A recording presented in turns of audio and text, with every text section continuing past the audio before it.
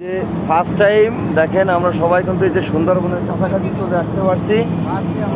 দেখেন কত মানুষ, এই যে দেখেন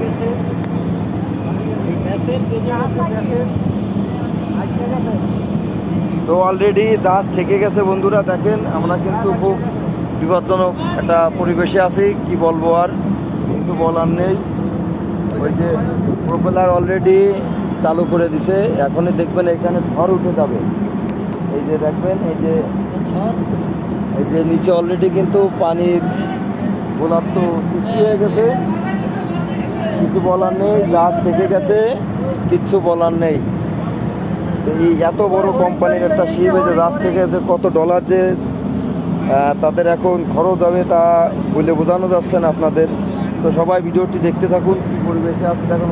ওয়ান্ডারফুল ভিউ, ছাড়লেই পুরো ফর ইউ।